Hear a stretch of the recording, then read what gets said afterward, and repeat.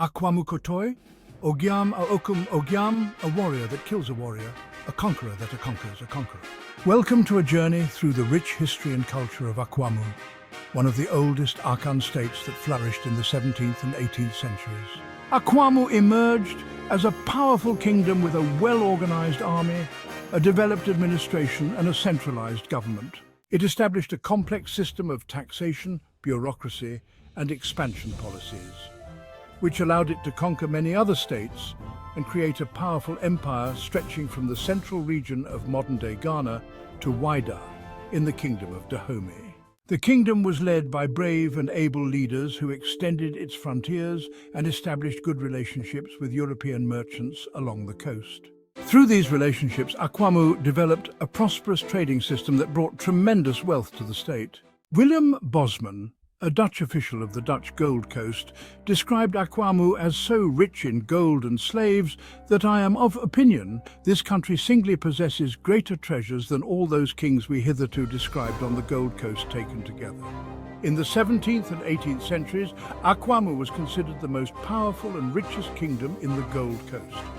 Nyanoese, the capital of the Akwamu kingdom during the reign of King Manukura, also known as Ansa Sasraku II, was described as great and beautiful city.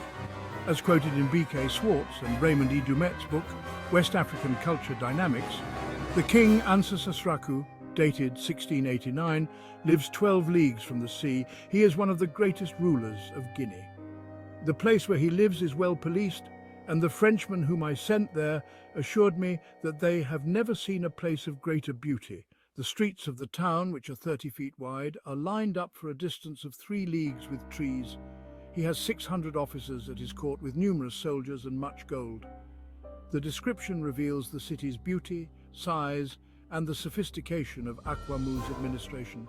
Akwamu also established many traditional and cultural institutions that significantly contributed to the political, economic, and social development of both the Akan and other tribes in Ghana. Today, Antwi Ajay, grandson of Otumfuo Asari Akoto Ababio, is dedicated to uncovering these hidden histories, ensuring that the legacy of Akwamu and its great leaders is preserved for future generations. Join us as we continue to explore and celebrate the rich heritage and lasting legacy of Akwamu, a kingdom that played a pivotal role in shaping the history of Ghana. Akwamu Kotoi Ogiam a Okum Ogiam, a warrior that kills a warrior, a conqueror that conquers a conqueror. Welcome to the rich history of Akwamu, an Akan people from the Aduana Abraid clan. Their ancestors migrated from the Sahel region of Western Sudan, in the area once referred to as Negro Land on archaic European maps. After the collapse of the Nubia kingdom in the 4th century AD, they moved westward, becoming part of the Ghana Empire. When the Ghana Empire fell in the 11th century, they settled in northeastern Ivory Coast between the Black Volta and Comoé rivers, establishing Kumbu State.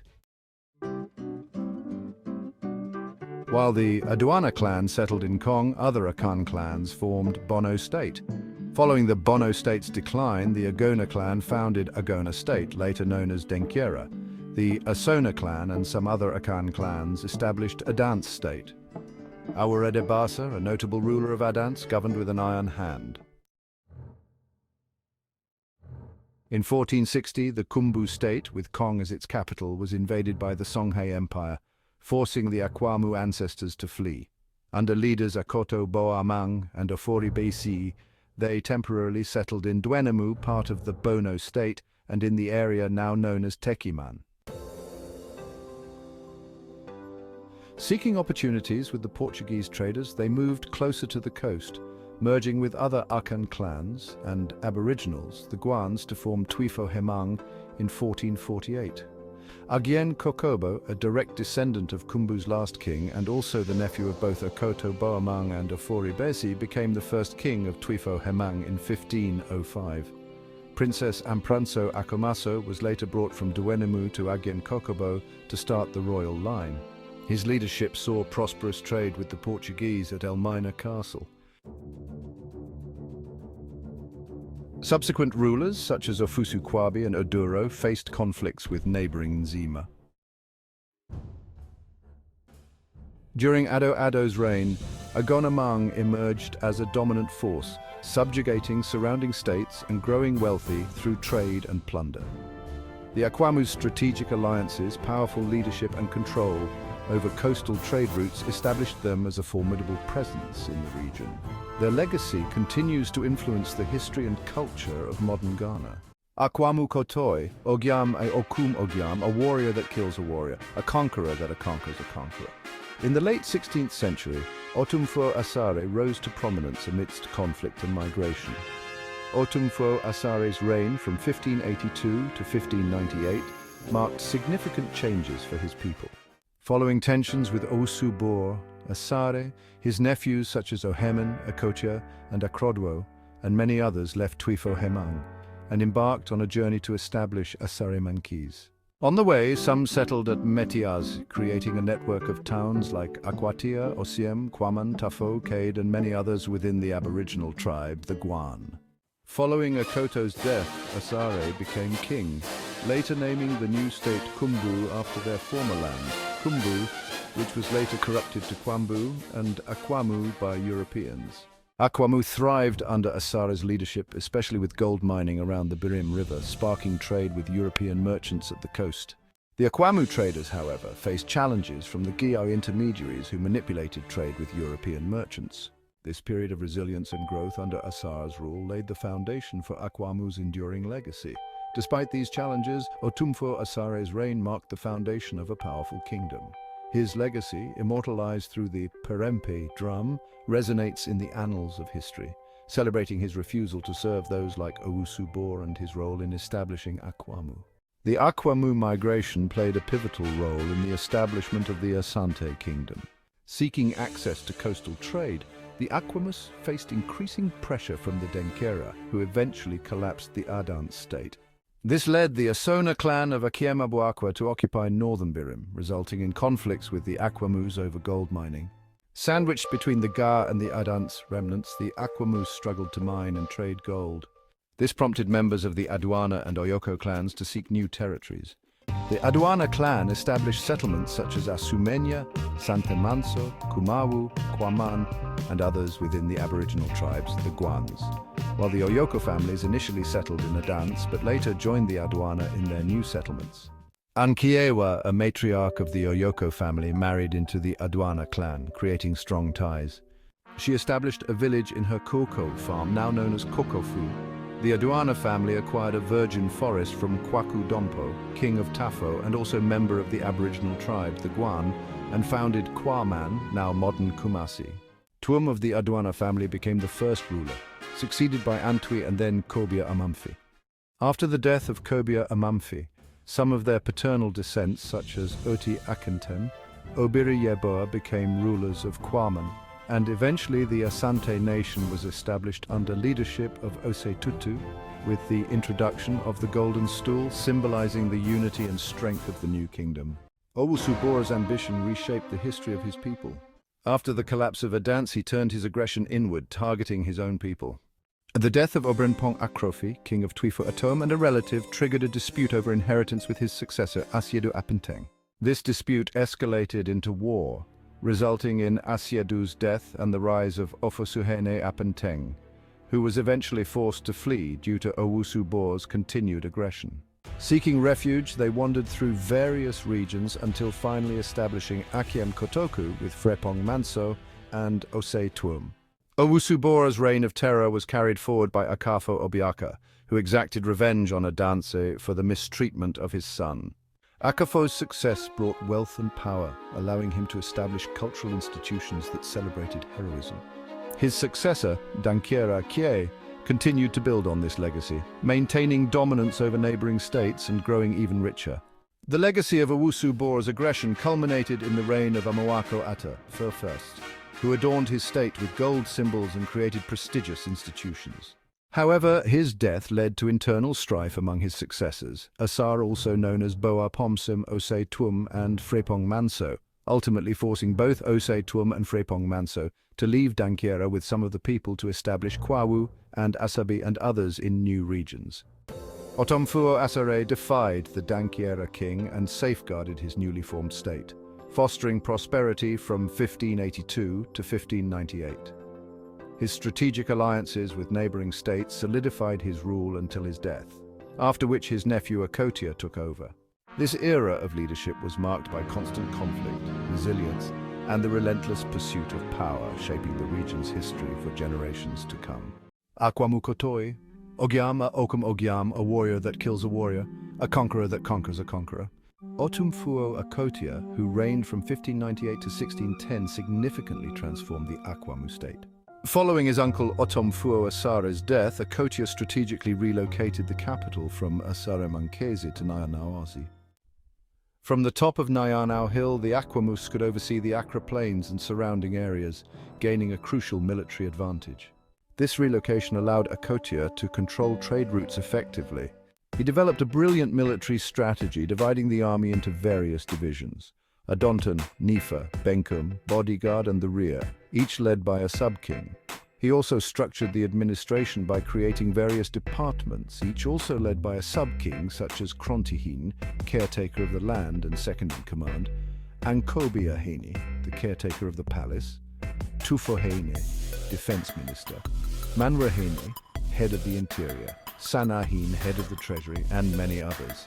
This structure enhanced their military efficiency and was later adopted by other tribes. Akotia fortified his army by acquiring firearms from European merchants and maintained beneficial relationships with both Ga and European traders. He implemented a blockade on coastal trading routes, taxing goods and reducing Gia intermediary profits. This control over trade routes increased Akwamu's wealth and power. Under Akotia's leadership, Akwamu became rich and powerful, challenging the dominance of Dankiera. He upheld the legacy of his predecessor Otumfuo Asare and refused to serve the king of Dankiera. By fostering strong relationships with Akwamu migrants and other regions, Akotia solidified Akwamu's power and influence. Otumfuo Akotia's reign ended in 1610, succeeded by Otumfuo Obuako Darko. His legacy of strategic military and economic advancements left a lasting impact on the Akwamu state. Akwamu Kotoi, Ogiama Okum Ogiam, a warrior that kills a warrior, a conqueror that conquers a conqueror. Otumfuo Obuako Darko ascended the Akwamu throne in 1610, succeeding Otumfuo Akotia. During his reign, he strengthened Akwamu's power by continuing Akotia's policies. He imposed blockades and taxes on goods passing through Akwamu lands, enriching the state. Inland traders were forced to sell goods cheaply to Akwamu middlemen, who mixed gold with copper to sell at higher prices to European merchants. Akwamu also eliminated Ga intermediaries, imposing taxes and tolls that made the state wealthier. However, upon Darko's departure in 1626, a succession dispute arose between twin brothers, dividing the royal family. This division led to migrations, with Nkansa, the mother of the twins, the younger twin, and their factions joining other Akwamu migrants at Asumenya, Santamanso, Bankafo, now known as Kumawu, and Kwaman, now also known as Kumasi, and establishing new settlement at Suntresu and later in Dorma and Giaman. Conflicts ensued between Obiri Yeboah of Kwaman and Kireme Sikafo of Suntresu over land dispute, including a significant war where Obiri Yeboah was killed. His nephew, Osei Tutu, later avenged his death, and Kireme Sikafo was killed and was succeeded by Dorma Kusi, which further shaping the region's history. These events brought divisions within Akwamu's power, leaving a lasting legacy. Akwamu Kotoi, Ogiam a Okum Ogiam, a warrior that kills a warrior, a conqueror that conquers a conqueror. In the annals of Akwamu history, Ohema Afrakoma stands as a formidable ruler. Following a succession dispute in 1626, Afrakoma rose to power, becoming the queen mother and effectively ruling as king after Nkansa, the mother of the twins, left the state with the younger twin. Afrakoma maintained the legacy of Obuokodako, enforcing blockades on the coastal area's trade routes and imposing taxes on goods and tolls for passage. Her leadership was instrumental in diminishing the profits of Ga intermediaries, yet she continued to use them to interpret transactions with European merchants. To eliminate reliance on Ga intermediaries, Afrakoma made a strategic alliance with Okai Koi, the king of Ga. She arranged for Prince Odei, next in line for the Akwamu throne, to stay with Okai Koi and learn European languages. This was to ensure Akwamu could directly negotiate with European traders. However, this plan faced a setback. While staying in Ga, Prince Odei was convinced by Okai Koi and his people to get circumcised. Since circumcision was a taboo for the Akwamu throne, Odei was disqualified from ascending to power. Thus, when Afrakoma's reign ended in 1640, her son, Ansa Sasraku, took over the throne, ruling until 1674. Ohema Afrakoma's reign is marked by strategic foresight and resilience, ensuring the Akwamu state's stability and prosperity during her time.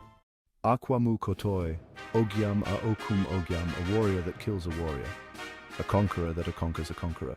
Ansa Sasraku I reigned from 1640 to 1674. His reign was marked by power and conflict, ascending the Akwamu throne after Prince Odei was unable to ascend the throne.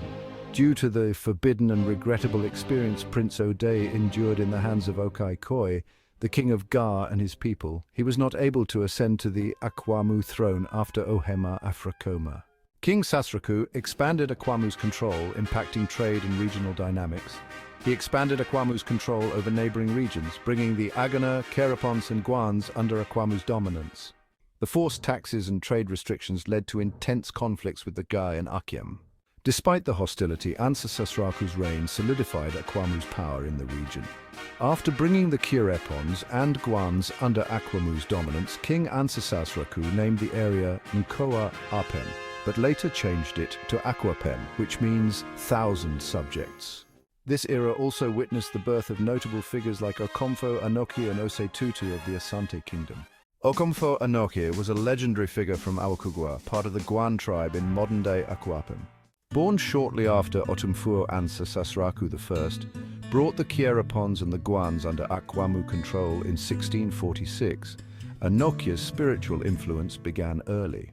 The Guan people were known for their deep superstition, and Anokia, becoming a traditional spiritual leader, introduced these beliefs to the Akan tribes.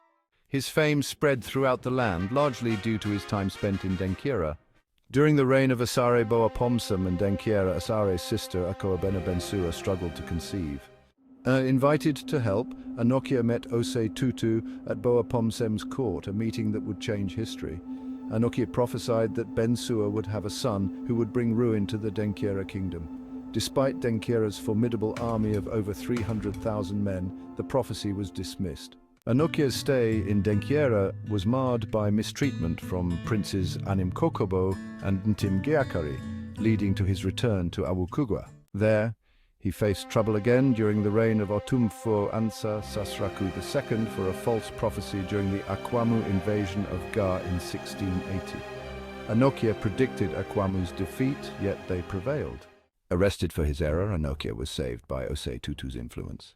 Following this, Anokia accompanied Ose Tutu to establish the Asante Kingdom. Their collaboration eventually led to the defeat of the powerful Denkyira state, fulfilling Anokia's earlier prophecy. The legendary Ose Tutu was born during the reign of Otumfuo Ansa Sasraku I. His birth is shrouded in the miraculous power of the fetish Otutu.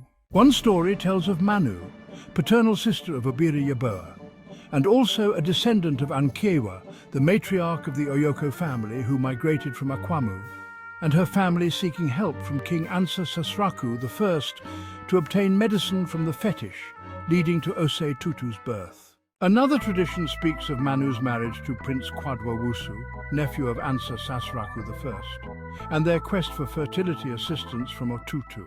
Regardless of the details, Osei Tutu's early life intertwined with powerful figures and traditions, paving the way for his future greatness. He later served under King Boapomsem of Denkyera, marking the beginning of a journey that would shape history. Osei Tutu, in his youth, served as a shield-bearer to King Boapomsem of Denkyera. During this time, he secretly fell in love with the king's sister, Akwabena Bensua. Their forbidden relationship was discovered, forcing Osei to flee for his life. With the help of his friends, he narrowly escaped the king's wrath, facing danger at every turn. The dramatic escape over the swollen banks of the Ofin River, where one friend tragically took his own life, marked a pivotal moment in Osei's life. Safely reaching Kwaman, he sought refuge, only to continue his journey to Akwamu, setting the stage for his future greatness. Upon his arrival at Akwamu, Osei Tutu was warmly welcomed by Otumfu Ansa Sasraku II. Treated like royalty, Osei was shielded from the looming threat of the Denkyeras. The Akwamu king provided for his every need, ensuring Osei lived as a prince. But beyond luxury, Osei Tutu received something even more valuable: political education. Under King Sasraku's guidance, Osei learned the political and military strategies of Akwamu, thus giving him the opportunity to gain political and military strategies of both Akwamu and Denkyera, two of the most powerful states in the Gold Coast. This knowledge would be crucial when he returned to Kwaman to ascend the throne and reshape history.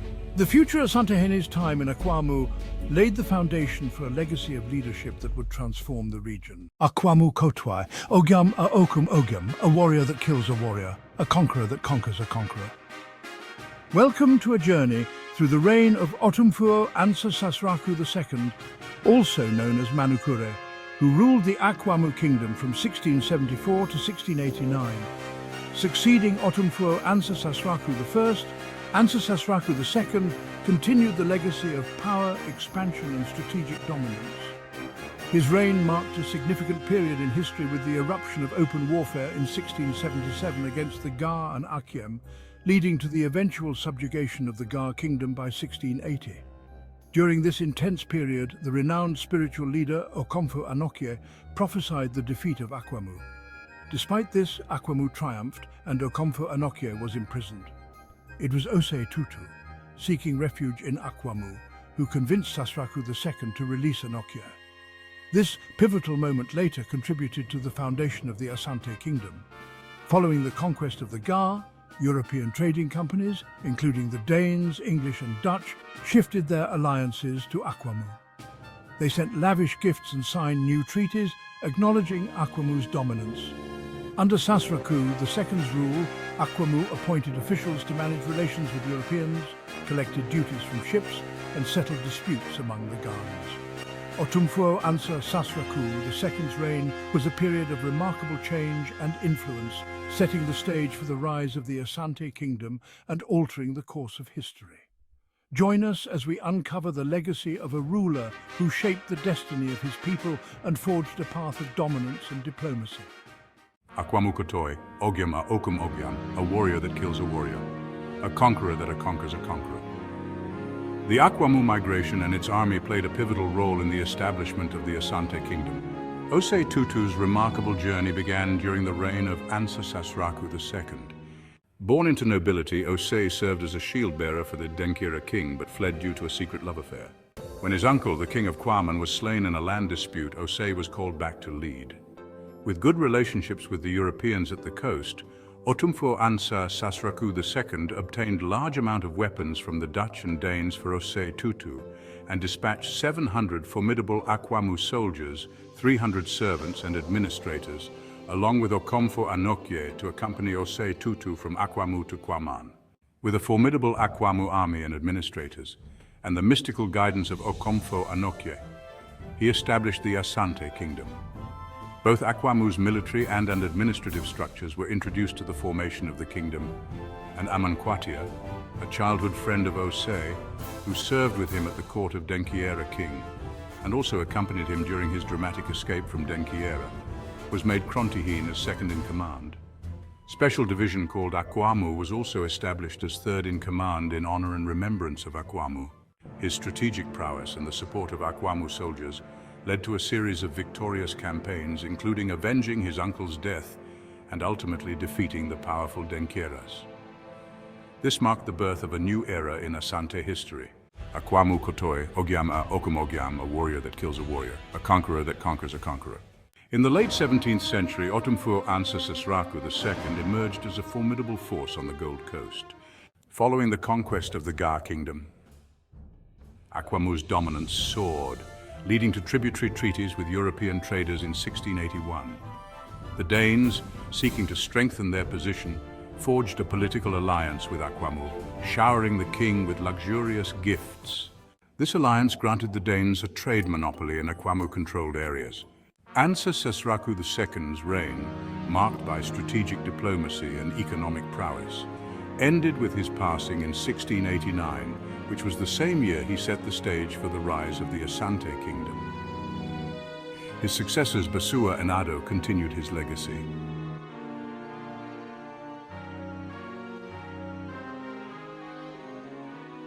They fortified his objective of Asante's independence from Denkera, expanding eastward to include Ladoku, Ada, and Waida.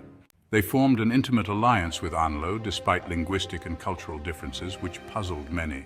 Akwamu's aid to Asante in gaining independence from Denkyera in 1701 solidified Asante's alliance with Anlo. This eastward expansion enabled Akwamu to control traffic on the lower Volta and collect rents from coastal forts, cementing its power and influence in the region. Akwamu Kotoi, Ogiam a Okum Ogiam, a warrior that kills a warrior, a conqueror that conquers a conqueror. Otumfuo Ansa Sesraku III, also known as Basua, was a significant figure in Akwamu history. Serving as a regent from 1689 to 1699, he co-ruled with his young nephew, Prince Ado. After Otumfuo Ansa Sesraku II left the throne in 1689, Ado was the rightful heir in line to ascend to the throne, but Ado by then was underage. As a result, Basua, the paternal uncle of Ado, was appointed as a regent to co-rule with Ado. While Basua acted as the de facto ruler, Ado served as the governor of Ga, managing Akwamu's dealings with the Ga people and European traders. Despite the Danes having a strong alliance with Akwamu during Otumfuo Ansa Sesraku II's reign, Basua's ascent brought uncertainty. Determined to secure their trading interests, the Danes sought to win Basua's favor. Although he agreed to work with them, Basua's tough negotiations and high demands made him a challenging partner. Under Basua's leadership, the Danes gained trade monopoly over the Akwamu-dominated coastal territories. However, his stringent terms and the constant interruptions of trade due to conflicts frustrated the Danes. The tension peaked when Danish Governor Harding Peterson secretly insulted Akwamu, a slight that did not go unnoticed. In response, some Akwamu men decided to punish the governor, reflecting the strained relationship. Otumfuo Ansa Sesraku III's regency was marked by his assertive leadership, complex interactions with European powers, the modernization and restructuring of Akwamu army, shaping the history of Akwamu and the coastal regions. During the reign of Basua and Ado, the Akwamu took possession of the Danish castle, Christianborg, located in Osu, present-day Accra. In 1693, a conflict ignited when Harding Peterson, the Danish governor, insulted King Basua of Akwamu over his frustration in dealing with Basua.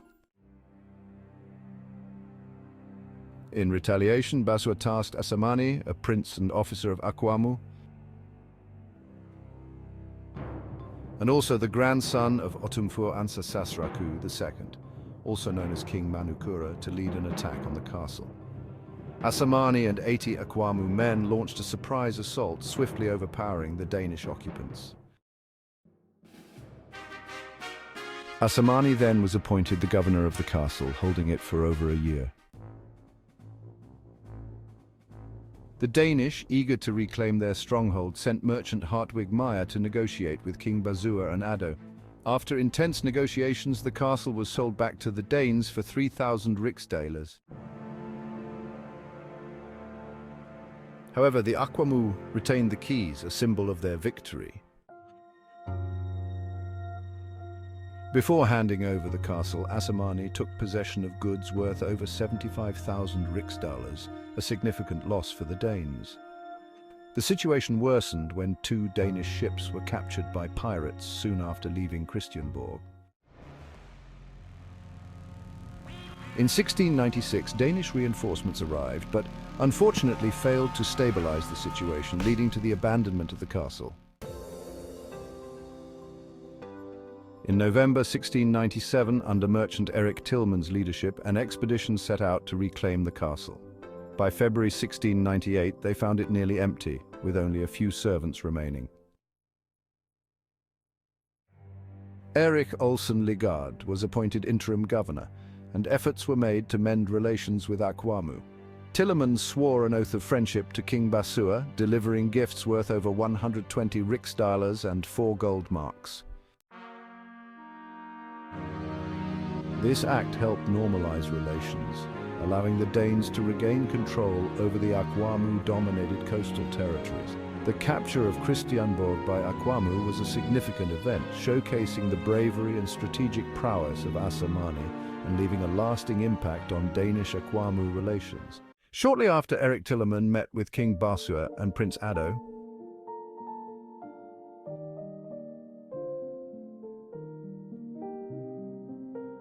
Johan Thrain took over as governor of the Danish Gold Coast in December 1698. Thrain intensified the Danish-Akwamu friendship, broadening the gift diplomacy with Basua and Ado. His diplomatic endeavors included political and commercial strategies that helped the Danes reclaim control over the Akwamu-dominated coastal territories. This control over the Leeward Coast trade allowed the Danes to operate in a safe environment, flourishing trade with fully loaded ships sailing from Christiansborg. The advantages gained from this friendship emphasized its importance to the Danes, who continued to nurture the relationship until Basua's passing on April 4, 1699. Following Basua's death, Ado became the sole ruler of Akwamu, continuing the legacy of their strong alliance. Akwamu Kotoi, Ogiam a Okum Ogiam, a warrior that kills a warrior, a conqueror that conquers a conqueror. Otumfur Ansa Sasraku IV, known as Ado, became the underage ruler of Akwamu in 1689, co-ruling with his uncle Basua. Despite his youth, Ado's intelligence and courage shone through. Together they expanded the Akwamu Empire from the central region of modern-day Ghana to wider in the kingdom of Dahomey, forging alliances with states like Anlo. After Basua's death in 1699, Ado took full control, assisting Asante in the defeat of Denkyera and handling revolts within the empire. He also managed Akwamu's dealings with European traders along the coast. Ado's reign was marked by his strategic acumen and resilience, setting the stage for his brother Otumfuo Ansa Sasraku V, also known as Akona, to succeed him in 1702. Prince Ado, a rightful heir to the Akwamu throne, established himself as an influential and an alternative power at Pone in Leeward Coast, and relocated his family from Nianawase to Pone. His rise disrupted trade as conflicts erupted between the forces of Basua and Ado, causing constant unrest among the local inhabitants like Popo, Koto, and Anlo. These disruptions frustrated Danish officials at Christiansborg, who initially favored Basua in their diplomatic efforts. Despite Ado's significant influence over trade on both Gar and Leeward coasts, Danish governors, including Governor Meyer, often ignored him. This neglect forced Ado to assert his power in Pone, challenging Basua's dominance at Nianawase, the Akwamu Empire's capital. Consequently, Akwamu forces found themselves on opposing sides of local conflicts, each side seeking aid from either Basua or Ado. Ado's increasing influence made him an attractive ally to the Danes. When Johan Thrain became governor of the Danish Gold Coast in December 1698, he prioritized maintaining good relationships with both Basua and Ado. Thrain invested in long-term friendships, offering political tributes and commercial gifts to both leaders. This strategy allowed the Danes to expand their trade on the Leeward Coast, establishing lodges in Labadi, Nungua, and other coastal areas. However, after Basua's death in 1699, Ado became the sole ruler of Akwamu.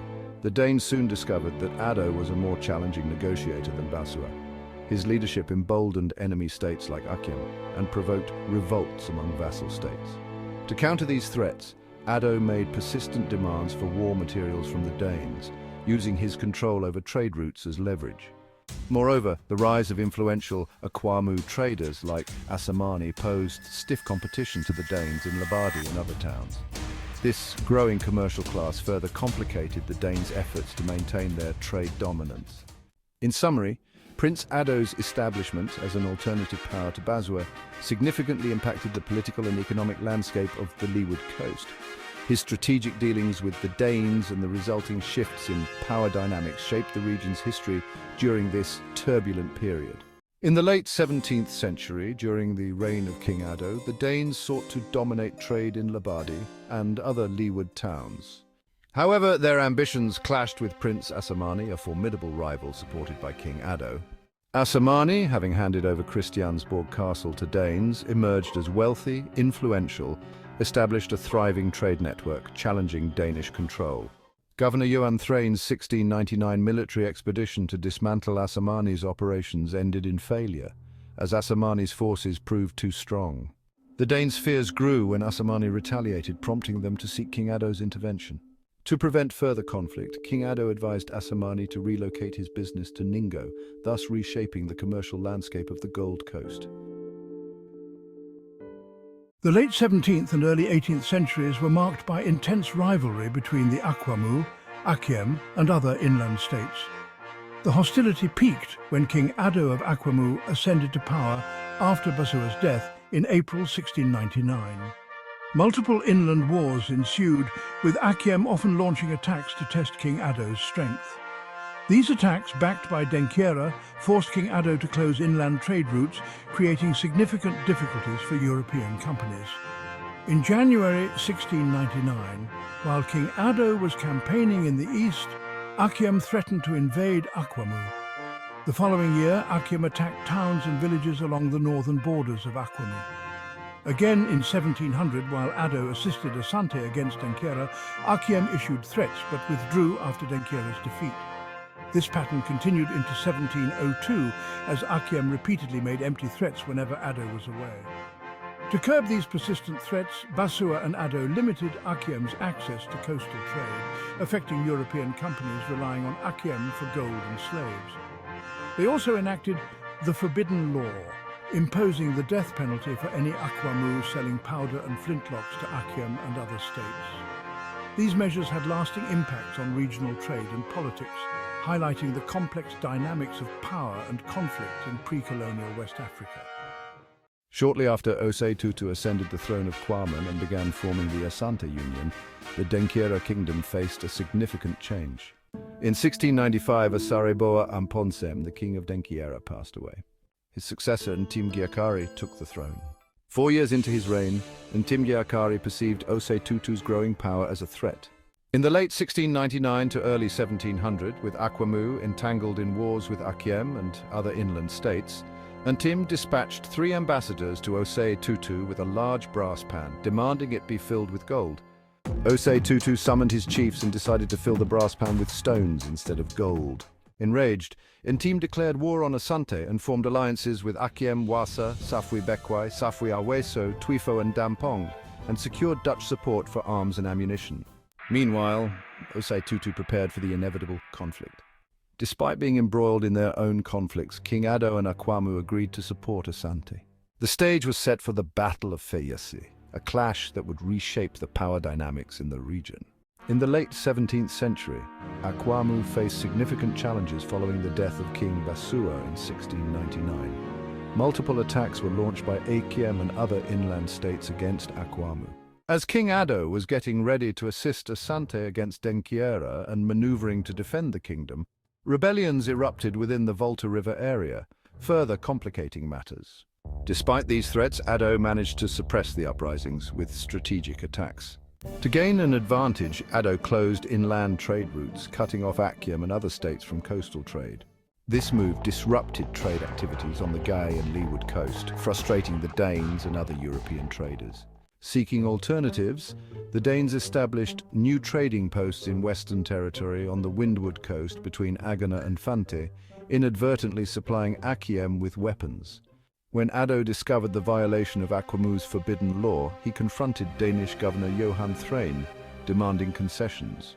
Reluctantly, Thrain agreed to supply Akwamu with goods at lower rates, Ado then reopening trade routes. However, Ado's involvement in assisting Asante against Denkyera and suppressing further revolts diverted his attention, resulting in diminished trade activities. Despite the turmoil, King Ado's strategic maneuvers solidified Akwamu's power and influence in the region before the Battle of Fayasi. In the early 18th century, the Asante kingdom faced a critical battle against the Denkyera and their allies. This conflict, known as the Battle of Fayas, would become a pivotal moment in West African history. After restoring the Danish-Akwamu alliance, King Ado acquired more weapons and deployed a large contingent of the Akwamu army under General Gyan Antwi to assist the Asante. By June 1701, they joined forces on the battlefield. The war raged on for months, with both sides suffering heavy losses. In November 1701, the Asante and their allies finally defeated the Denkyera at Fayasi, capturing their king, Ntim, who was later executed. Denkyera lost over 100,000 men in the war, and Ofori Korobon, the king of Akiem Abuakwa, was also killed along with over 30,000 of his men. The victory at Fayasi solidified Asante power, leading to the plundering of Denkyera and its transformation into a tributary state. The Asante chiefs rewarded their chief priest, Okomfo Anokia, with riches and slaves for his invaluable services during the war. Since majority of Denkyeras belonged to Agona clan, Okomfo Anokie later formed a new district called Agona within Asante kingdom with the captured Denkyeras that were given to him. Key figures in the battle included King Ado, General Gyan Antwi, and Asante king Osei Tutu. The defeat of Denkyera marked the rise of the Asante Empire, which would dominate the region for years to come. The Battle of Fayasi remains a testament to strategic alliances and military prowess in shaping the course of history. It is a story of resilience, leadership, and the pursuit of power. In the early 1700s, King Ado of Akwamu played a crucial role in expanding his kingdom's influence over the slave coast. While aiding the Asante in their war against Denkyera, King Ado faced threats from Akiem. However, once Denkyera was defeated, Akiem retreated, leaving Ado to deal with internal revolts. Determined to maintain control, King Ado launched a fierce campaign against revolting states in the Volta River area, including Ladoku. His campaign extended to wider on the slave coast. By March 1702, Ado had successfully suppressed the revolts and solidified Akwamu's dominance over the region.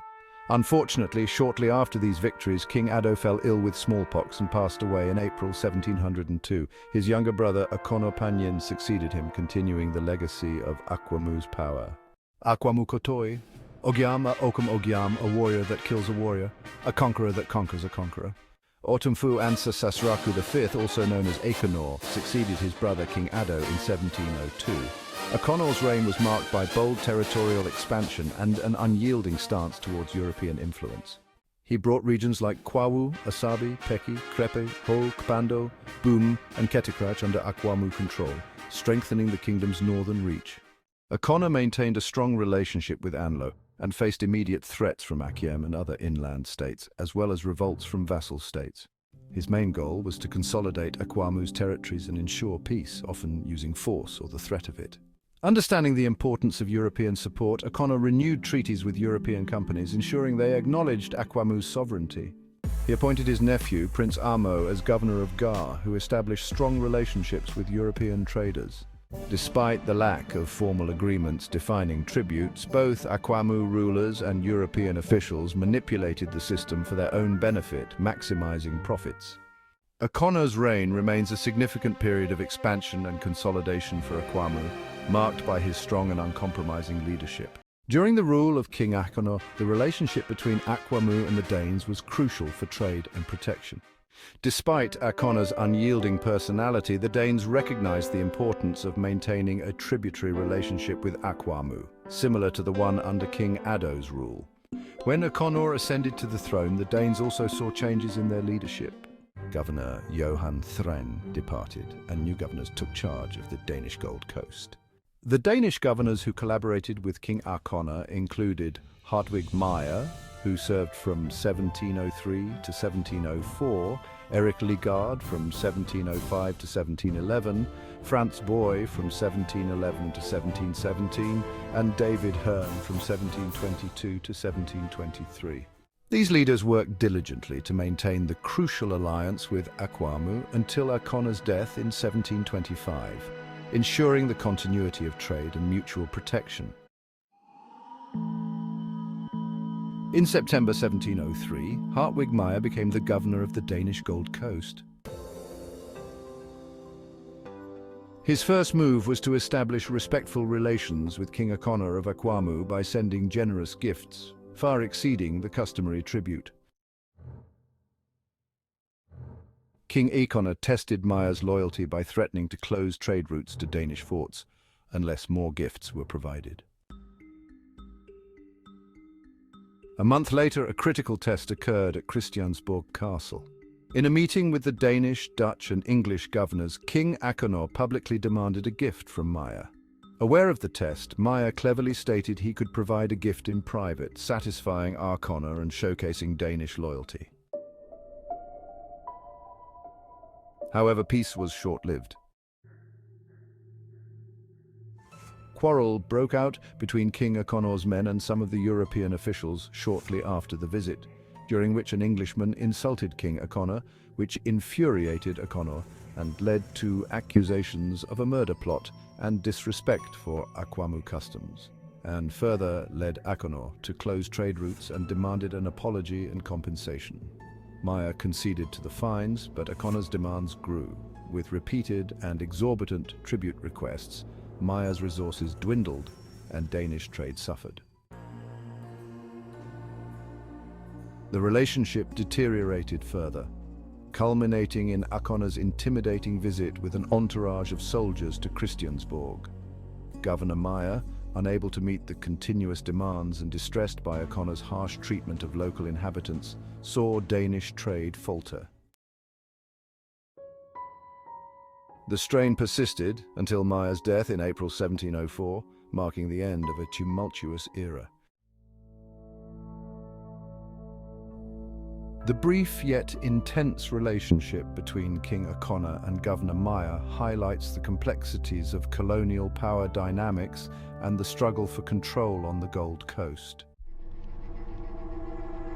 In the early 18th century, the Danish Gold Coast witnessed a pivotal alliance between Governor Erik Olsen Ligard and King Akona of Akwamu.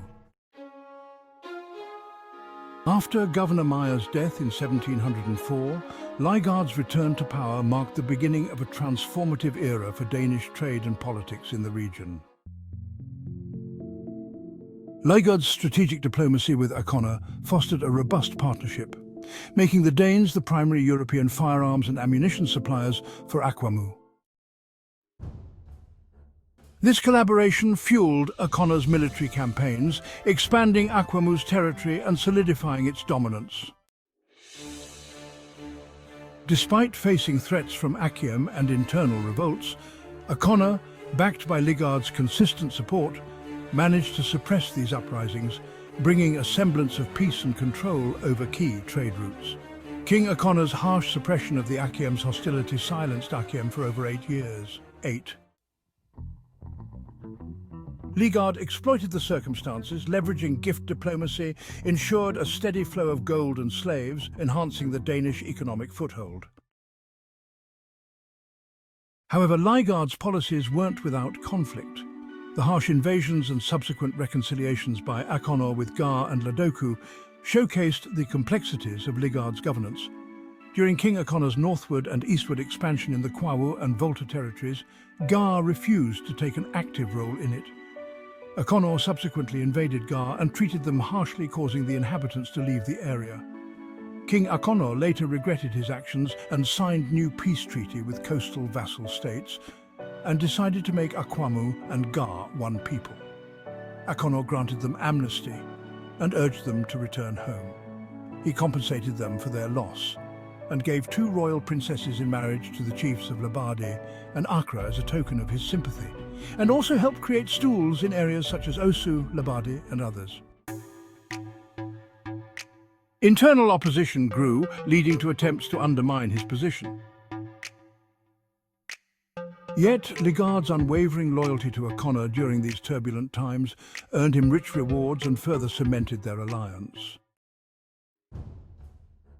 His tenure, marked by strategic opportunism and bold decisions, left a lasting impact on the Danish Gold Coast before his death in 1711. In 1711, the Danish Gold Coast saw a change in leadership with the appointment of Franz Boy as governor, marking the start of a tumultuous relationship with King O'Connor of Akwamu. Boy was tasked with investigating his predecessor's affairs, especially the conflicts between Akwamu and the Ga people. Boy's refusal to pay the traditional tribute to Akwamu and his alliances with Dutch and English traders led to immediate tensions. King O'Connor retaliated by closing trade routes and bypassing Danish forts. These actions severely impacted Danish trade, forcing them into competition with Dutch and English traders. By 1714, Boy sought to mend the relationship by offering gifts to King O'Connor, but O'Connor's demands for greater tributes were met with resistance. Despite initial setbacks, Boy eventually conceded to some demands, restoring a tentative peace and expanding Danish trade lodges. The fragile peace held until Boy's death in 1717, after which the new governor Knud Rost continued to navigate the complex political landscape. The story of Boy and O'Connor's relationship highlights the delicate balance of power, trade, and diplomacy in the early 18th century Gold Coast. In 1722, the Danish Gold Coast saw a significant shift in power dynamics with the arrival of David Hearn as governor. Hearn quickly established a strong alliance with King O'Connor of Akwamu, seeking to expand Danish trade dominance on the leeward coast. Hearn received vital supplies from Copenhagen, and with Akwamu protection, he began building new trading lodges along the coast, aiming for a Danish trade monopoly. However, Hearn's ambitions faced fierce resistance from both European and African traders. His exclusionary tactics led to tensions, culminating in a violent incident at the Ga Homowo celebration in August 1722. Fortunately, King O'Connor intervened, rescuing Hearn and solidifying their alliance. Hearn's subsequent visits to O'Connor further strengthened their partnership, blending political and commercial interests. Their alliance became controversial, with Hearn allegedly supporting O'Connor's campaigns against coastal towns. In 1723, following Hearn's death, O'Connor retaliated against Ga for the attack on Hearn. Despite the fluctuating dynamics between allies and adversaries, the relationship between King O'Connor and David Hearn left a lasting impact on the region's political and commercial landscape. In 1702, King O'Connor ascended the throne of Akwamu, a period marked by strained relationships with neighbouring Akiem and Asante. This is the story of conflict, alliances, and the struggle for dominance. Shortly after King O'Connor's reign began, Akiem tested his resolve by demanding tribute. Furious, O'Connor imprisoned their ambassadors, igniting tensions. In 1704, Akiem waged war against Akwamu, but O'Connor's might halted their hostility. Despite a temporary peace 8 years later, Akiem resumed threats in 1713, leading O'Connor to close trade routes, crippling Akiem's economy. King O'Connor married the sister of King Apenton of Akiem Kotoku. In 1715, while O'Connor was away, Akiem attacked Akwamu villages, prompting O'Connor's swift and fierce retaliation. The Akiem kings returned O'Connor's wife and daughter, but, tensions remained high.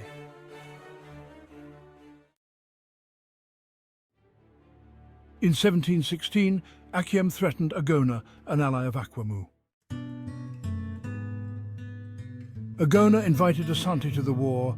With Asante joining the fray, Akiem withdrew, seeking peace with Akwamu. However, in 1717, Akiem allied with remnants of Denkera against Asante. Fearing Asante's wrath, Akyem entrusted 6 princesses to Akonor for protection. Asante sought Akwamu's alliance to punish Akyem, but Akonor declined due to his protection of Akyem royals, and rather showed Asante a simple way to punish Akyem. War erupted, resulting in the deaths of King Osei Tutu of Asante and Apenten of Akyem. Despite the losses on both sides, Akyem declared victory, selling Asante prisoners to European slave traders and issuing new threats against Akwamu. Fearing Akonor's wrath, Akyem kings went and hid themselves in the Krobo Mountains for 3 years. In 1720, when everything settled down, Akyem kings returned and demanded the return of their princesses, but having settled in Akwamu, married and feeling more comfortable in Akwamu, the princesses refused to return. Unable to claim their royals back from King Akonor, and for the fear of Asante's retaliation for the death of Osei Tutu, Akyem manipulated King Opuku Were of Asante by accusing Akonor of betrayal, claiming he sold their people and revealed Asante's positions during Asante and Akyem War. Opuku Were believed and bought into Akyem's devious accusation and forged friendship with Akyem, and both nations planned to punish Akonor. However, both felt Akonor was too powerful to reckon with, so no retribution occurred before King Akonor passed away in 1725. King Akonor's reign was marked by complex alliances and relentless conflict. His legacy is a testament to the intricate power dynamics and the enduring quest for dominance in the region. King Akonor of Akwamu in the 18th century is remembered for his heavy-handed tactics against European merchants. Viewing them as immoral and corrupt, he described them as horrid and sea monsters. Despite establishing a good relationship with the impartial Danes, Akonor's hostility towards the Dutch and English severely hindered their trade. The Dutch, who relied heavily on gold and slaves from Akyem, found their trade routes blocked by Akonor. He forced Akyem traders to sell through Akwamu, making his people middlemen. Akonor's blockades and demands often disrupted the Dutch and English, even affecting the Danes at times. Akonor's actions confined European authority to the walls of their forts, reinforcing his control and limiting their influence. His strategy ensured that the Europeans' power within GA was confined, never wavering his dominance over them. King Akonor was a warrior king. He was bold as a lion and ruled as a man.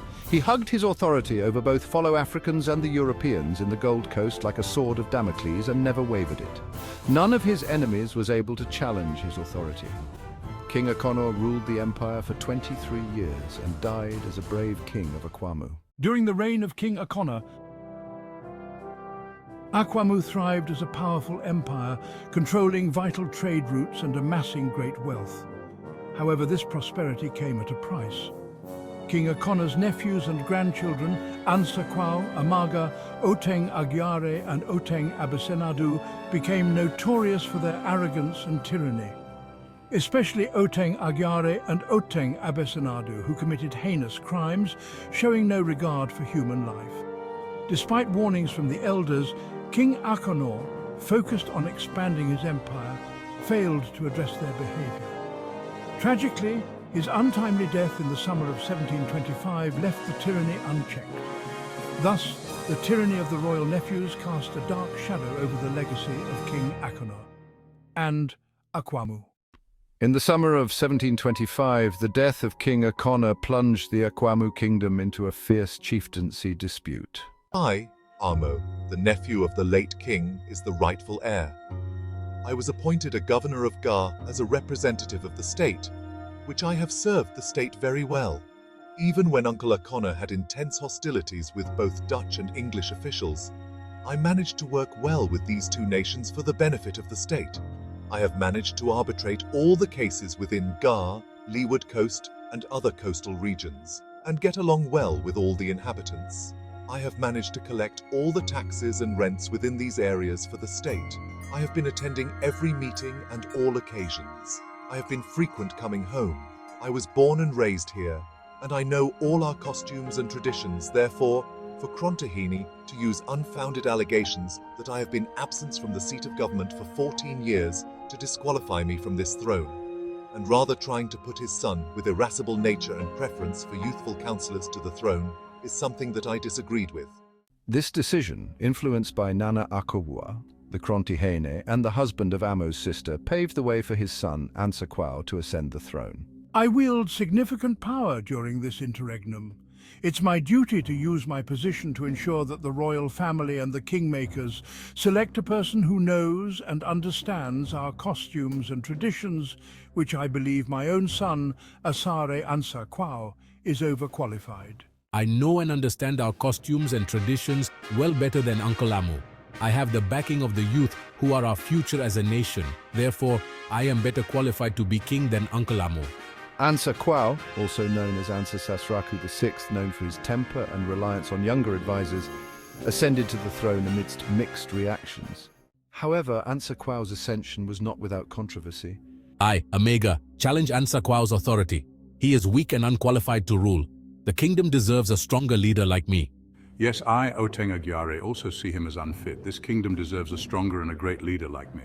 Other qualified candidates like Oteng Abesanadu, Oteng Agyare, Omega, and others viewed him as a weak and unqualified ruler, challenging his authority at every turn. The kingdom was divided, and the chieftaincy dispute left a lasting impact on the Akwamu Empire. The once united realm now faced internal strife and uncertainty. Akwamu's history during this period is a testament to the intricate power dynamics and political intrigue that shaped its leadership. The legacy of the chieftaincy dispute is a vivid reminder of the challenges the kingdom faced in maintaining unity and strength. In the early 18th century, the Akwamu Empire was a formidable force in West Africa, led by the bold and ambitious King Akonor. His reign, however, was marked by a series of aggressive expansions and complex alliances that would ultimately lead to the empire's downfall. King Akonor's eastward and northward expansion made many enemies, including the Dutch, the English, and several neighboring states like the Akiem, Ga, and Kwawu. Despite forming an alliance with the Fante in 1716, the friendship was fraught with tension, particularly after the Fante-Agana War. In 1717, after the Asante and Akiem War, both parties accused King Akonor of manipulating them into conflict. Although it was unfounded accusations, the accusations strained relations with neighbors, leaving Akwamu isolated. King Akonor's relationship with the Dutch, especially with Director Generals Willem Butler and Peter Valkenia, was fraught with conflict. When Akonor invaded Ga in 1723, he further alienated the Dutch and the English by blockading their forts. Although King Akonor ruled with the strength of a lion, his actions left Akwamu surrounded by enemies. By the time Ansekwao ascended to the throne in 1726, the empire was already on shaky ground. The Dutch, eager to weaken Akwamu, spread rumors that destroyed its alliance with the Fante, leading to a coalition of forces that attacked Akwamu in 1727. King Akonor's ambition had built an empire, but it was his strategic missteps that would lead to its ultimate fall. The early 18th century was marked by intense power struggles and fierce rivalries in the region that is now Ghana. One of the most notable figures during this period was Otumfuo Ansa Sasraku VI, also known as Ansekwao, who became the king after the death of King Akonor in 1725. Immediately after ascending to the throne, Ansekwao faced a challenge from the Akiem, who sent ambassadors to collect tribute. Known for his fiery temper, Ansekwao responded in a manner that would define his reign.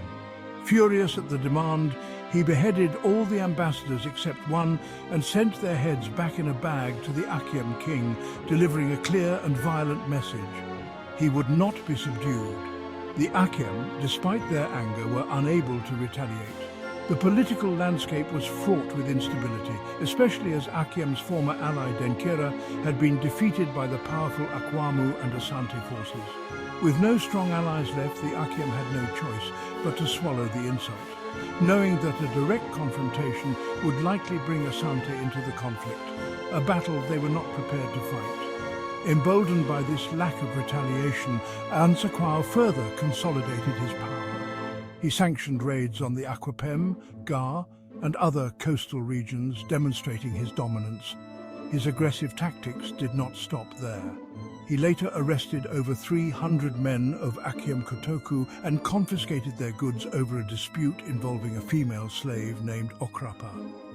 Ansekwao only released a few men to deliver a challenge to the Akyem king. "Come and reclaim your men and property if you dare." In response, Frempong Manso, the king of Akyem Kotoku, allied with other regional leaders, including the kings of Akyem Abwakwa, Gar, and Adyumako, to launch a counterattack. They managed to kill 2 of Ansakwao's generals, but ultimately the Akwamu forces were too strong. The Allied forces suffered heavy losses, including the deaths of key leaders, forcing them to retreat. Despite their initial success, the mission was ultimately a failure, with the Akyem unable to reclaim their men or goods. This defeat only served to further embolden Ansekwao, who continued to rule with an iron fist, his power within the empire unchallenged. In the early 18th century, the power and authority of King Ansekwao of Akwamu began to crumble. Once a mighty ruler, Ansekwao now faced betrayal from those he once trusted. In 1726, some individuals from Brekuso shot one of the sword-bearers of King Ansekwao, and as a result, Ansekwao decided to attack the people of Brekuso and summoned his uncle Amo through Valkenia, a Dutch official, to join the squad against Brekuso, a serious humiliation that did not sit well with Amo after he was bypassed in favor of Ansekwao as the king of Akwamu. The Dutch, led by Director General Robert Nore and his deputy Jan Pranger, intensified their hostility against Ansekwao, plotting to replace him with Amo, a prince with strong Dutch connections. This conspiracy was part of a larger strategy to consolidate Dutch power in the region. Nora and Pranger believed that installing Amo, who was more sympathetic to Dutch interests, would ensure greater control over local resources and trade routes. Ansekwao, known for his resistance against foreign influence, was seen as a significant obstacle. The Dutch aimed to undermine his authority and destabilize his rule. Amo, on the other hand, had been groomed by the Dutch, making him a perfect puppet to further their colonial ambitions. As tensions rose, Ansekwao's authority was further challenged when 2 factions of the GA people brought their dispute before him in July 1727. Nora questioned Ansekwao's right to arbitrate, raising concerns about his impartiality and the legitimacy of his authority. The council murmured in agreement, their faces reflecting a mix of doubt and curiosity. However, the king pressed on, unwavering in his stance. He asserted his authority with a firm voice, reminding everyone of the treaties signed in 1703. These treaties, he emphasized, were the foundation of their current governance and had been agreed upon by their ancestors. The king's words echoed through the hall, silencing the murmurs and leaving Nora to ponder his next move. The tension in the room was palpable. However, Nora's opposition marked the beginning of the end for Ansekwao. His own relatives began to defy him, with Prince Amaga staging independent raids, usurping the king's power. The once unshakable rule of Ansekwao was now teetering on the brink of collapse. His enemies, sensing weakness, closed in from all sides, eager to claim the throne for themselves. The kingdom, once a beacon of strength and prosperity, began to fall apart piece by piece.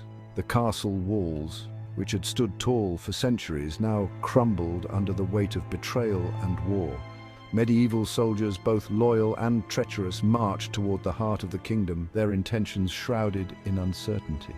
The people, caught in the crossfire, could only watch in despair as their beloved homeland descended into chaos. The era of Ansa Kwao was ending, and a new, uncertain chapter was about to begin. In January 1728, tensions between the Dutch officials and the Akwamu kingdom reached a boiling point. The conflict was sparked by accusations against the Oteng brothers, cousins of King Ansa Kwao, who were said to have committed brutal acts against young women in the Akwapem region. These actions led to their arrest and transfer to the Dutch Fort Crèvecoeur for trial. However, shortly after their arrival, the brothers were found dead under mysterious circumstances. The Dutch Deputy Director General Jan Planck sent a small bottle of strong liquor as compensation to King Ansa Kwao, an act that was perceived as a grave insult. The king then replied to the governor that he had heard nothing. The governor, on the other hand, thought the first messengers were incapable of carrying out the task, so he sent new messengers to inform the king that he was ready to pay any amount to satisfy him. The king then replied to the governor that he will accept as satisfaction ahumneaham nononenaha, meaning everything in the world: stones, trees, dust, gold, silver, copper, brass, cloth, fowls, sheep, quadrupeds, birds, etc.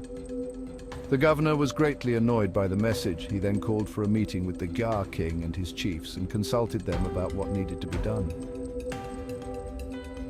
Their response to the governor was that they were tired of the Akwamu tyranny, and they were ready to unite to fight for their independence. His Majesty demanded 2,000 benders, equivalent to £16,000, as compensation for the deaths. In a bid to strengthen their position, the Dutch officials forged alliances with several groups, including the Akiem, Amo, Ga, and even the Danes and English, who had their own grievances with the Akwamu. They gathered contributions and convinced many of Akwamu's subjects to either join their cause or remain neutral. As tensions escalated, the Dutch deployed spies disguised as merchants, signaling their readiness for conflict. The stage was set for a significant showdown between the Dutch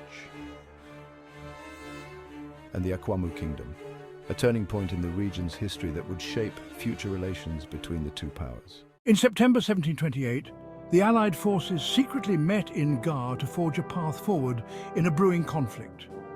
The English and Dutch, determined to secure victory, promised material and human support, while the Danes chose to remain neutral, focusing solely on trade. But the real turning point lay in a secret agreement between the Akiem and the Asante. Akiem promised to buy Asante's neutrality with 500 slaves. The Asante, under King Opoku Ware I, accepted, pledging not to interfere in the coming war against Akwamu. However, the Asante's neutrality was short-lived. As the war intensified, they secretly supported the Allied forces, tipping the scales against Akwamu. This betrayal, though calculated, stained the Asante-Akwamu alliance, setting the stage for further conflicts in the region. As Akwamu's forces battled fiercely, they found themselves betrayed by an ally they had once fought alongside. The trust was shattered, and the betrayal became a turning point in West African history, altering alliances and power dynamics for years to come. The betrayal of 1728 remains a stark reminder of how fragile alliances can be and how a single act of treachery can change the course of history. In the summer of 1729, a storm was brewing in Gold Coast. The Akwamu kingdom faced its greatest challenge. The powerful Akwamu kingdom found itself unexpectedly at war with an alliance of European forces led by the Dutch and local adversaries. This was a battle for survival, a battle that would test the might of Akwamu. It all began when the GA people, driven by fear and resentment, instigated a conflict that soon spiraled out of control. In March 1729, the GA, Akiem and Hill people into revolt by attacking Christiansborg. Danish governor appealed to Prince Amaga and King Ansa Kwao for assistance. Akwamu's response was swift and brutal. With unmatched ferocity, their forces crashed into the Allied forces, sending shockwaves through the ranks of their enemies and leaving devastation in their wake. The once confident allies underestimated the power of Akwamu and began to falter. As the battle raged, panic spread through the ranks of Allies' forces. Their forces crumbled and many fled, seeking refuge in Dutch forts along the coast. Amo, King of Fori of Akiem Abuakwa, and his forces immediately fled into Akiem, leaving GA alone to stand the wrath of Akwamu. But even the Dutch leadership was divided. Nora, the Dutch Director General, tried to distance himself from the chaos, while his deputy, Jan Planck, took desperate measures, investing his own wealth into the war effort. Unable to accommodate the people, Nora, the Dutch Director General, shifted the blame on GA for starting the conflict and accused them of having little optimism, and also claimed that he had always had little confidence in the dangerous war and decided to stay away from it. Jan Planck, Nora's deputy, on the other hand, disagreed with Nora and managed to convince him to continue the war. Planck invested his personal money into the war and pledged to pay 100 marks to anyone who would bring him the head of Ansaquao. The Allied forces paused and reassessed the conflict. Amo managed to contact Akron, Agona, and most of the heads of the wings of the Akwamu army and convinced them to either join him or stay away from the conflict. And the Allied also managed to convince Asante Wasa Fanti, Asin, and others to join the Allies. 6 months later, on January 8, 1730, the GA people resumed the fight by firing directly into the Christiansborg castle. Danish governor once again appealed to Prince Amager and King Ansaquoa for assistance. On January 23, 1730, 5 Akwamu leaders and their forces arrived at the castle and drove the GA people away from the castle. On February 14, 1730, King Ansaquoa arrived at the battle scene with more warriors and finally defeated the Allied forces in GA on March 22, 1730. While the Akwamu was busy fighting in GA, Asante, Wasa, Fanti, Agana, Asini and Akiem secretly advanced on Akwamu, and the conflict dragged on with both sides suffering heavy losses. Eventually, the relentless onslaught of the Akwamu was met with betrayal. Some of their own allies turned their backs, leaving Akwamu isolated. And then the rains came, torrential downpours that made fighting nearly impossible. In the end, it was not just the enemy that brought Akwamu to its knees, but also the betrayal from within and the relentless force of nature. As their leaders were captured, the proud kingdom of Akwamu knew defeat was inevitable. With heavy hearts, they surrendered, marking the end of an era. This was not just a battle, it was the final showdown that reshaped the fate of West Africa. The Akwamu kingdom, once a powerful empire, faced its darkest hour with the fall of King Ansaquao. In accordance with Akwamu traditions, before a king leads the nation into war, he must swear an oath, guaranteeing victory with his own life. This sacred oath was meant to prevent unnecessary wars and protect the dignity of the king from falling into enemy hands. As the kingdom engaged in battle, the tide turned against the Akwamus. 2 of their generals were captured, signaling a certain defeat.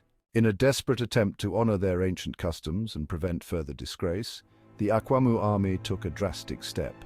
They executed King Ansaquao. His death marked the end of the war, but it also signified the collapse of the once great Akwamu kingdom.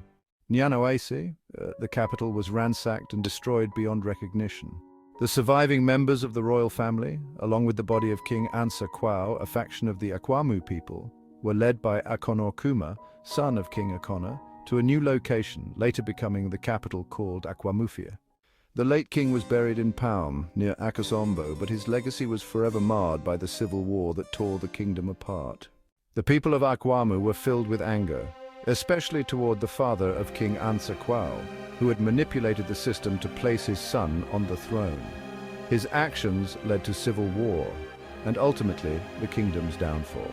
Stripped of his title as Krontahene, he was reduced to a mere ceremonial chief, a shadow of his former self.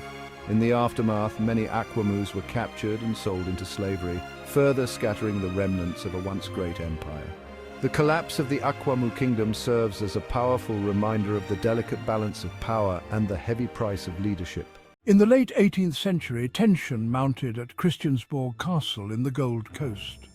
The Akiem and Gar, emboldened by the absence of their old enemy, the Akwamu, a former ally of the Danes, sought to attack the Danes at Christiansborg Castle due to the previous alliance between the Danes and the Akwamu. The Danish officials, aware of the impending danger, attempted to calm the situation with gifts, but the gifts fell short, and the threat of violence loomed. Seeking refuge inside the castle walls, the Danes turned to a Gar fetish priest for help. The priest warned the would-be attackers the Danes were children of God, and killing them would bring the wrath of the heavens.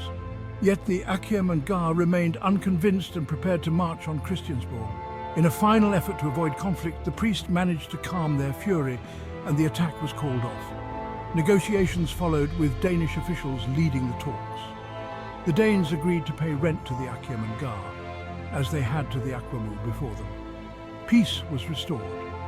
The Danes purchased captured Akwamus as slaves, sending them across the Atlantic to the Caribbean. This delicate negotiation prevented a war and reshaped the relations between the Danes, Akiem and Gar, leaving a lasting mark on the history of Christiansborg Castle. The Akwamu people, a proud and powerful tribe from the heart of West Africa. They were known for their warrior culture.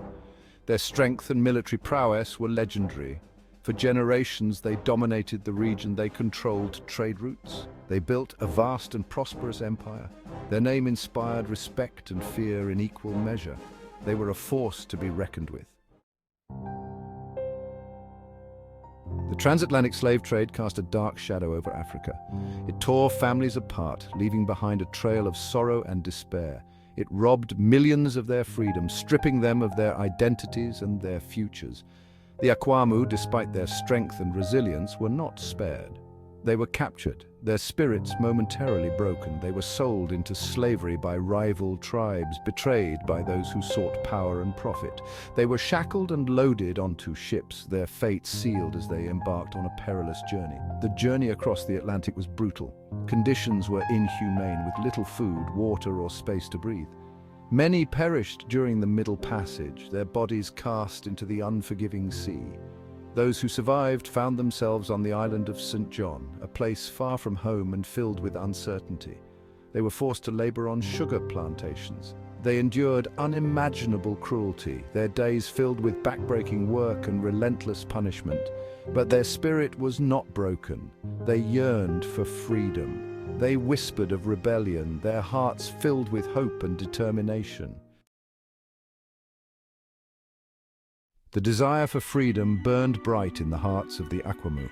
On November 23, 1733, that desire ignited into open rebellion. It began on a plantation owned by a man named Van Jurgen. A small group of Akwamu slaves, armed with stolen machetes and farm tools, rose up against their oppressors.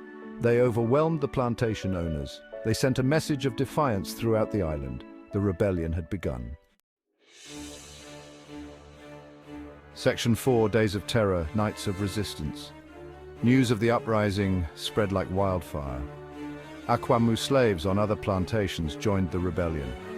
They fought with the ferocity and tactical brilliance that had once made their empire strong. They seized control of plantations, they killed slave owners, they disrupted the island's economy. For months, the Akwamu waged a campaign of terror. They struck fear into the hearts of their former masters. They fought for their freedom with every breath. Section 5, The Walls, Close In, a united front against freedom.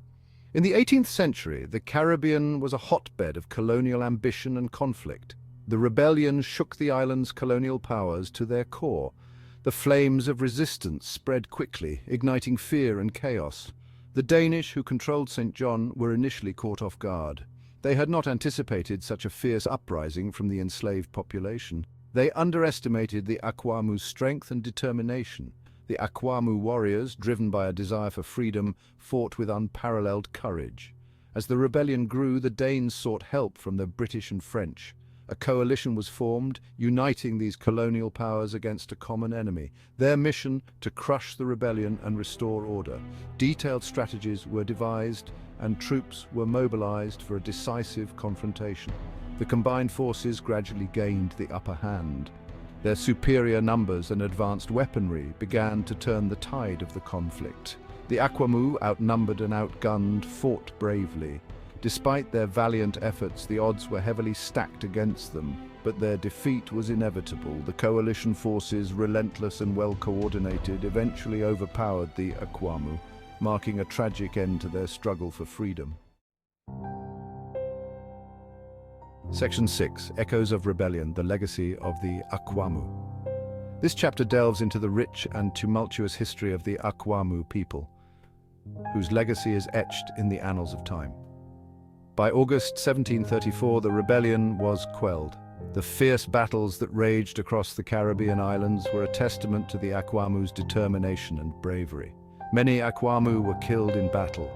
Their sacrifices were immense, and their courage in the face of overwhelming odds remains a poignant reminder of their struggle. Those who survived faced brutal reprisals. The aftermath of the rebellion was marked by severe punishments and a harsh crackdown on any form of dissent. The rebellion, though ultimately unsuccessful, left an indelible mark on St. John. The island's history was forever changed by the events of that time. It exposed the horrors of slavery. The rebellion brought to light the inhumane conditions and the brutal reality of life under bondage. It showed the world the lengths to which people will go to fight for their freedom. The Akwamu's struggle resonated far beyond the Caribbean, inspiring future generations. The Akwamu rebellion serves as a testament to the indomitable human spirit. Their legacy is a powerful reminder of the resilience and strength of those who dare to resist oppression. It reminds us that even in the darkest of times, the flame of resistance can never be truly extinguished. The Akwamu story continues to inspire and remind us of the enduring power of the human spirit. From the ashes of the Akwamu Empire to the corridors of global world and modern Ghanaian power, the legacy of Akwamu kings such as Otumfuo Ansa Sasraku V, also known as King Akonor, lives on. This is a story of resilience, adventure, and lasting influence through the remarkable lives of their descendants. In 1730, during the darkest days of the Akwamu Empire, Otumfuo Akonor Kuma, the son of King Akonor, led a faction of the Akwamu people across the Volta River with the Akwamu throne to establish a new capital called Akwamufi. As regent from 1730 to 1744, he forged a new beginning for Akwamus in the eastern part of the empire. His sisters and his mother of the Oyoko clan gave rise to a new line of leaders. From this lineage, the influential Bakai family of Akwamu emerged, later producing key figures in Ghana's history. The Bakai family's influence reached far beyond Akwamufi. Both former President Jerry John Rawlings and current President Nana Akufo-Addo trace their maternal roots back to this lineage.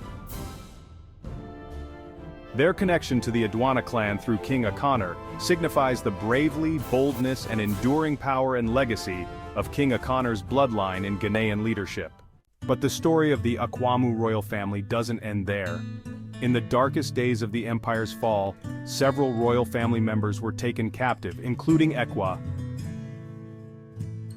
daughter of King Ansa Sasraku II, also the niece of the King of Akron. Ekwa's marriage to Inobezi Koranteng, King of Anomabu, produced notable descendants. Among their children was Prince William Ansa Sesaraku, whose life would take an unexpected turn. In 1744, Sesaraku was sent to England for an education, but David Bruce Crichton, the British captain he traveled with, betrayed him, selling him into slavery in Barbados. News of this reached his father, furious, sparking an international demand for his return. In 1749, a British agent and a companion from Anomabu sailed to Barbados, locating Sesaraku and securing his freedom. Upon his arrival in London, Sesaraku became a sensation. His portrait was painted, his story captivated the public, and he embraced the opportunity to learn. Yet, despite his newfound status, Sesaraku returned home, becoming a writer and diplomat for the British at Cape Coast Castle. The Akwamu royal lineage also connects to global figures such as Kofi Annan, former Secretary General of the United Nations. Among the captives taken to Anomabu were Akwamu royals. From these royals, the Akwamu royal family in Abakrampa emerged, later producing key figures such as Otumfuo Akoto Kwadwo, also known as Mensa Wood, and Kofi Annan, former Secretary General of the United Nations. From warriors to world leaders, the descendants of the Akwamu kings have made a lasting impact on Ghana and the world. The legacy of the Akwamu royal family continues to inspire, a testament to the endurance and resilience of a proud lineage. The story of the descendants of the Akwamu kings is one of perseverance, adaptation, and a lasting influence that stretches from the fall of ancient kingdoms to the political landscape of today's Ghana and global world. From Otumfuo Akonor Kuma's leadership to the adventurous life of Sesaraku, the leadership of Kofi Annan, and the Bakai family's legacy, their impact is felt across generations. We hope you've enjoyed part 1 of the fascinating history of Akwamu, a kingdom that shaped Ghana's story in profound ways. This is a heritage rich with resilience, leadership, and cultural depth, and it's just the beginning. Stay tuned for part 2, where we'll uncover more secrets, triumphs, and legacies of the Akwamu kingdom. Keep watching to continue this remarkable journey.